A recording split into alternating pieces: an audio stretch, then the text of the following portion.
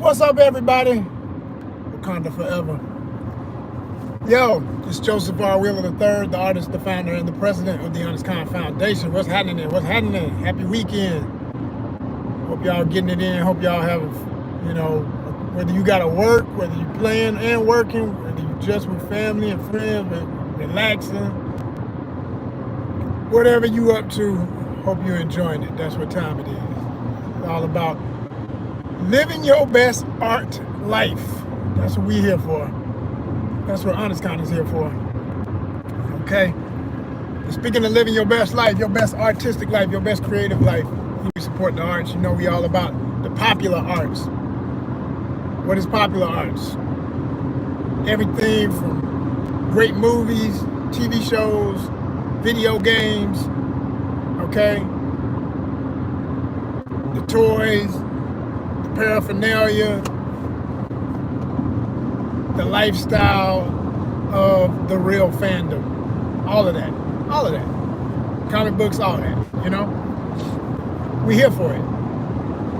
And speaking of being here for it, when you're not new to this but true to this, it comes with perks, it comes with rewards for your efforts, for your time put in, for your influence.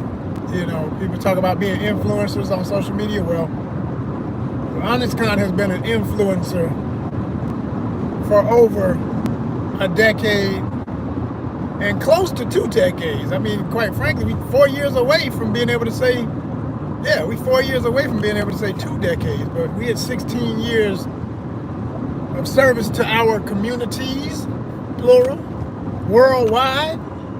Truly can say worldwide as a traveler. Very proud of that part. That's so important to me and to what I built and what I wanted it to be known for. And we're gonna keep right on keeping on, y'all. Let me tell y'all a quick story, right? So when ONYXCON was a Comic-Con, when we were doing just that, it will always be a Comic-Con, but I'm saying when we were active as a Comic-Con, because that's how it all started. Thus the name ONYXCON. But we made the con mean everything that con can mean, because con, before conventions, before comic book conventions, C-O-N from the Latin root of the word just means to come together. That's why the word convene, or anytime you say con, typically it has something to do with bringing a group together. People of like mind coming together for a vested interest, right? So we did this thing for many, many years. What's up, 3 in the building? Let's get 3 thumbs up. I appreciate y'all. And like I said, we've been doing it for 16 years, but in the process, along the way, people notice you. People speak of what you're able to accomplish. People who are honest and sincere acknowledge your ability to have influence. So when you get to a certain level in numbers, and sometimes it ain't just about the numbers. I always stress one of my favorite phrases, quality before quantity. It's all about quality over quantity. So we always had and will always have quality content, quality perspective, quality everything. That's what we coming for. We coming here for the quality. We want to present the quality. We looking for the quality, not the quantity so much. Yeah, we need numbers now. Don't get it twisted. You can't do it without numbers. 7 in the building. That's the lucky number. That's the lucky number. I need that 7th person to put a thumbs up. Put a thumbs up. Let's get it. ONYXCON is how many letters? Say about it. Say about it. Let's go. ONYXCON. Let's go. So we've been doing it, and people noticed us, and we would get offers. For example, there was a time when there were 2 companies in Atlanta. The first that reached out was a black-owned what would I call it? Yeah, I mean, that is publicity company. That's pretty much what they did. They did publicity for major releases. It wouldn't always be movies, but most of their stuff would be movies.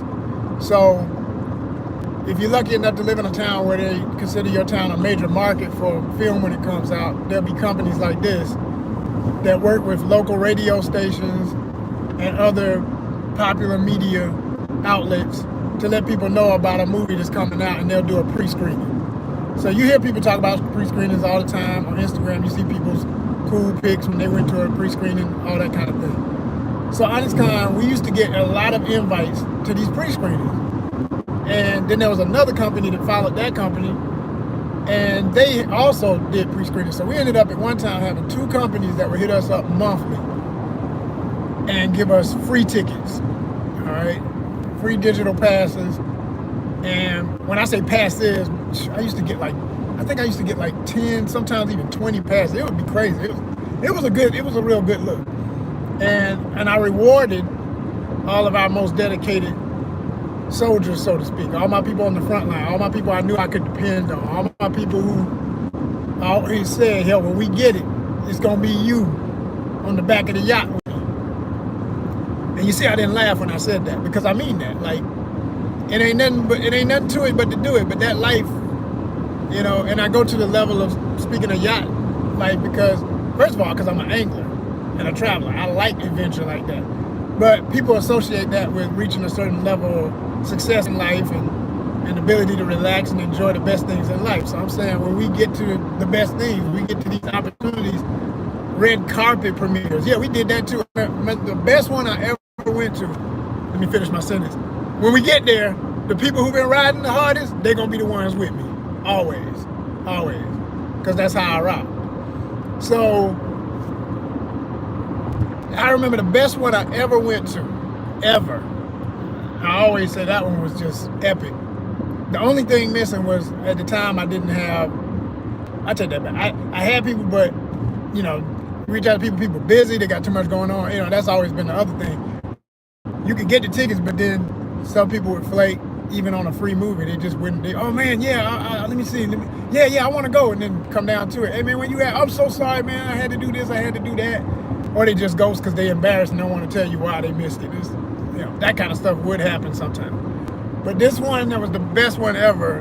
Didn't nobody flake. And so it was back when Captain America, The Winter Soldier came out.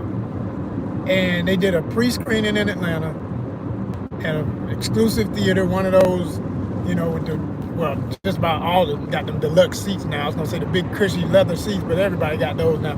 But it's one of those dining, and you dine while you're watching the movie, like you can eat and watch the movie. If you're lucky enough to live, again, in a city, because, you know, we take it for granted in cities like Atlanta that everybody got this, but there's places that still don't have these fancy theaters. I mean, you know, they don't. But, you know, basically you come in, you sit down, they have a waiter come down the aisles, they take your order. The only part about it I don't like is that, because what happens is the movie will start, and then they try to get the orders out while the previews are going, but that don't always happen. Now, if they can get all the food out from the kitchen to everybody before the movie starts, that'd be perfect. But the problem is, it usually comes while the movie has began. They try to get, like I say, during the previews, they're trying to run them all out, but when you got a packed house, that's, you know, and that's a lot of orders. You know, people finicky, everybody want their stuff a certain way, they want drinks, they want all this stuff. And they have a bar too, these places be like that, you know, so if you're a drinker, I ain't no drinker, but that's important to you. If that makes you excited to hear that there's liquor at a venue, yeah, they have that too. And so no, it's a real cool vibe. And so it was one of those. But before you even went in, they had a pre-press conference situation, red carpet situation, because Anthony Mackie was in the house. He actually came out. Also, Nate Moore, who is now, at the time, he was just executive producer of that film. He later has become the VP of Marvel. He's right under Feige. You got Feige, and then you got my man, Nate. Nate is the man. So I got to meet both of those gentlemen after the movie. They did a talk and everything, and that was really cool. And then with my other life as an actor and everything, maybe, I can't remember how long it was when they started filming Civil War. Mackie was back in town for Civil War, of course. We were doing the Lego scene in downtown Atlanta. They had this huge set built to look like Lagos, Nigeria, and it was amazing. It looked incredible. And I'll never forget, Mackie was there, and I got a chance to chat with him real quick. He was in the Falcon suit. He was in the whole The whole get up. It was dope. So I was standing right beside him looking at this thing like, damn, these suits are amazing, right? It's a whole nother level of cosplay. Whole nother level. But I will say a lot of cosplayers go to the level of what Hollywood is doing because some of the cosplayers are Hollywood people. So, you know, shout out to all the cosplayers that take it to that level for real. That's, to cosplayers, period. You know, whatever your level is at. It's a beautiful art. I love cosplay. And so, yeah, you know what I'm saying? It was funny because Mackie remembered me, and I remember I asked him about that night, and we joked about something that had happened that he wasn't too happy about, but it wasn't, you know, just stuff that goes along with being a celebrity in the biz and stuff. Because to make it short, because it came out in the public, it ain't no big deal to mention it. We laughed about it. He said, "Man, oh man," I was like, "What's up, brother?" I shook his hand. He was like, "Yo," I said, "You know, I met you that night, that red carpet event for the premiere here in Atlanta," and blah blah blah. He said, "Oh yeah, man." He said, "Man, that night was messed up, man." I said, "What happened?" He said he was dating somebody at the time, and you know, he just hit the red carpet and took a picture of one of these like housewife type girls that was there. It was just a picture, just a freaking picture, nothing else, just a picture. He said that messed him up with his lady, folks thinking that he's doing something. It's like, I said, damn, you know. So we laughed about that as two single men and how it could be. Well, I tell you, these streets is rough. So yeah, that was a moment. But all of that came because of me being at that premiere. You know what I'm saying? Link to link, stuff connects. You know, and so I always enjoyed going to those premieres. And even when they weren't red carpet level, they were always fun. You know, I've been to some other ones that weren't that fancy, but just as fun. You know, they always would have like trivia and give away little gifts and stuff. You know, sometimes toys, sometimes passes to another movie. You know, T-shirts, hats, all kind of little cool stuff. You know what I mean? Toys, whatever. So it's a good vibe. And there would always be celebrities in the house. There would always be people who were linked to the radio station, who was the affiliate sponsor of the event and everything like that. And it was always like a hip hop R&B, because most of these places were, you know, trying to cater to the black audience in Atlanta. So they would do these things. So it was always a good vibe. Always a good vibe, and I enjoyed it. So all of that kind of came to a cease in 2018 when the whole world was on pause. And I was for a while wondering, I said, damn, man, I wonder if that's ever gonna come back. So one of the folks that we had to connect with the company, the lady explained that they had went out of business or transitioned to some other business, something. And then the other one that we had a connection with, they were just laying low until things got, you know, really open again. So I just let that float. And as I say, I'm an angler, so it's like the metaphor of life is like fishing. It's like sometimes there's different types of fishing, but that kind when you waiting on something to bite, it's just one of them things. Like I left the pole in the water, so to speak. The line is out there. If they want to bite it, the bait is still there. I'm still here. I'm ready to go. And lo and behold, recently we get the hit. And you know, when you get so much junk mail, you almost don't even know if you're looking at something real. You're like, is this real? Oh snap, that's the homies. So they hit us up. And so we going to see Transformers 1. Yeah. Which I admit, you know, it's funny. I love Transformers. I always say Transformers there's three things that I call the inspirational trinity of my childhood. Star Wars, Forever and a Day, Transformers, and G.I. Joe. That's the main three. Everything else fit in where it could. Robotech, Thundercats, He-Man, all that everybody else loved it. But that time was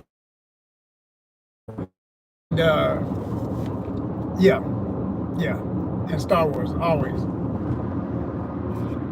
When I saw that the cast was so diverse and they got so many different ethnicities of folks representing the different robot characters, I said, wait a minute, that's who that is? You know, that got me more excited about it, because honestly, when it looked more kiddie, I wasn't that interested. So to get these free tickets was perfect, because it's like, it's gonna give me a chance to check it out with not coming in with no personal bias, just, you know, man, I got a chance to see a movie. Let's see what we think about it, period. You know what I mean? But I will say that I saw Bumblebee, which I enjoyed immensely. I think that's one of the best Transformer movies ever. Like, it's like the first one and Bumblebee for me. Oh, let me not forget. Rise of the Beast was dope. I like the Beast one. The Beast World concept one. That was a good movie. That was a good movie. I was happy with that. I wasn't mad at that at all. The Beast one, the first one, the Beast one, and hopefully one. We gonna see. Like I say, I'm gonna give y'all my review. You gonna get my review of it? Yeah. Signal, y'all. Signal. Anyway, that doesn't make it kiddie just because it's animated. What makes it kiddie to me is how they talking, how they acting, the tone of it. Everything is directed. It's still a film, and there's an intent, and it is a PG movie. So it's okay. Yeah. Once I feel that, I'm like, okay, a whole bunch of little hokey jokes. More concerned with being cute than hardcore, or dealing with the real conflict in the film when the enemies show up and things. That kind of stuff puts me off and makes me say, oh, yeah, okay, this ain't really made for me. I'll take my nephew and niece to see this. You know what I mean? But when I saw Bumblebee and they were doing it hardcore, like it was the hardcore CGI on Cybertron, I'm telling you, for me, the whole movie should have been Cybertron. Like that's still the movie to me they gotta make. And I know I'm gonna come out of this when I see one probably still saying what I'm saying. That's what needs to be made for me.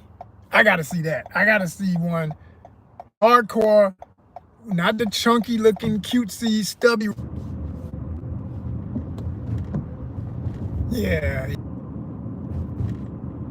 don't know cut off, but I was saying, whenever I see them make things look short and stubby, I know they're trying to. I don't even know who created that mythology that if things look short and stubby, and that makes it automatically cute, and that makes it automatic. I guess it's it does come from a psychologist. It's like the closer to the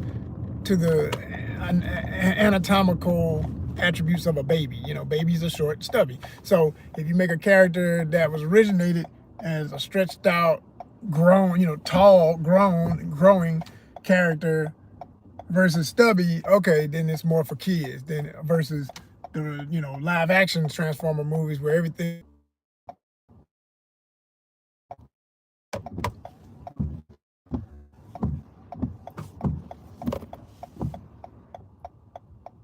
I'm saying y'all kind of teased us, you know what I'm saying? Y'all teased us about as bad as in a good way, with Bumblebee. At the beginning of Bumblebee on Cybertron, if you've seen the movie, you know what I'm saying, was like the ultimate Transformers hardcore, fully animated movie tease. It's like Broccoli from Kendrick Lamar at the beginning of the video for Not Like Us. That joint is such a bop. I can't wait for that album to drop so I can hear that whole song, That's what we need. We need the Broccoli of Transformers, y'all. We need the finished song, you know what I mean? Let's go. We're going to see what's up, y'all. But I'm just giving y'all the update. Look for it. It's about to hit. We're going to be doing an interview with a good friend of mine, too. It's rolling out with me. So transform and roll out.